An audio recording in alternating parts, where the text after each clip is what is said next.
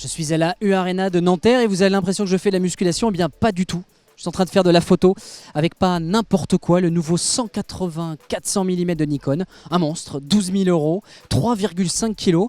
Et tout ça pourquoi? Eh bien tout simplement pour rendre honneur aux joueurs qui sont derrière moi, les joueurs du Racing qui sont en train de s'entraîner pour leur prochain match. Pour faire des photos de sport, faut-il un titan de ce prix et ce poids? C'est la question à laquelle on va tenter de répondre pour cette vidéo de présentation d'un des joyaux optiques de Nikon. Ça va faire mal. Le 180-400 de Nikon, c'est à la fois un zoom et un téléobjectif. Alors, quelle est la nuance entre les zooms et les téléobjectifs? Dès que vous voyez de gros lance-roquettes sur les bords des stades, vous dites oh, il a un énorme zoom. Eh bien pas du tout. Souvent, il y a ce qu'on appelle les focales fixes. C'est un 300, c'est un 400, c'est un 500 mm. Ici, l'intérêt d'une optique comme le 180-400 mm, c'est que c'est à la fois un téléobjectif qui voit loin, mais c'est aussi un zoom. Mais c'est pas n'importe quelle optique, c'est une optique ultra compétitive entre Canon et Nikon qui leur permet de séduire ou pas des photographes sportifs. Et ce type d'optique n'est pas une première chez Nikon, c'est votre deuxième modèle qui succède au 200-400, effectivement, qu'on va pas arrêter tout de suite.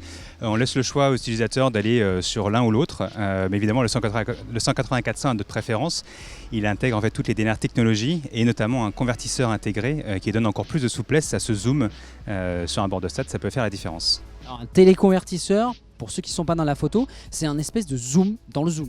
C'est effectivement ça, c'est un bloc optique de, en l'occurrence 8 lentilles, donc c'est un mini objectif qu'on va en fait intégrer dans la formule optique du zoom classique pour augmenter la focale, en l'occurrence d'un coefficient de 1,4 fois, avec simplement un petit loquet qui se trouve accessible avec le majeur sans lâcher le boîtier.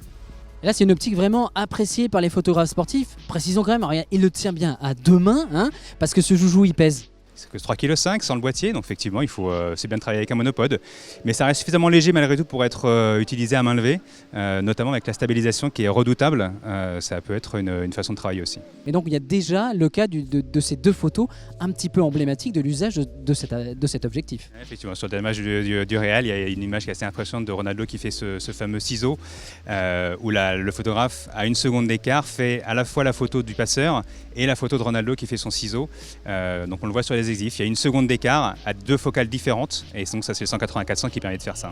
Une très grande versatilité. Est-ce que les professionnels en ont vraiment besoin? Eh bien on va faire le point avec un photographe professionnel, Aurélien Meunier de Getty, qui va nous donner à la fois un peu des tips sur sa pratique et surtout nous expliquer à quoi peut bien servir un tel bazooka. Alors 180-400, 20 mm, ça change beaucoup, pas beaucoup et beaucoup en même temps. C'est-à-dire que 20 mm, c'est la différence entre des doigts coupés, une tête un peu coupée, une photo moins bien cadrée, quoi. Mais ça nous permet de choper des actions qui sont à l'autre bout du terrain, qui étaient beaucoup plus compliquées à faire avec le 400 mm. On était obligé de cropper ou de ne pas faire la photo du tout. Alors que là, il suffit de baisser le multiplicateur et on est au bout du terrain. Donc je pense qu'on peut shooter un match juste avec cet objectif. Ah, ça vaut 12 000 13 000 balles tranquillement, oui, parce qu'encore une fois, c'est un objet professionnel. C'est-à-dire que c'est quelque chose dont on sert pour travailler, nous, tous les jours. Et il faut qu'on sorte les images. On n'a pas droit vraiment à l'erreur. Tu es obligé de travailler, de sortir les images pour pouvoir les vendre et pouvoir en vivre. Vous l'aurez compris, 3,5 kg, 12 000 € sur la balance, ça n'est pas l'optique que vous allez vous acheter le week-end prochain. C'est une optique pour des besoins bien spécifiques. Nikon nous a bien expliqué, c'est plutôt pour les amateurs de nature et les professionnels du sport. Chacun donc peut en avoir l'usage qu'il veut. En tous les cas, c'est un véritable bijou, un bijou technologique, un bijou qui produit les images que vous voyez bien sûr dans la plupart des journaux, l'équipe et consorts. Ça peut représenter l'investissement d'une vie ou d'une passion. Pour moi, ça a un seul usage, ça me permet de faire de très belles images de Dan Carter.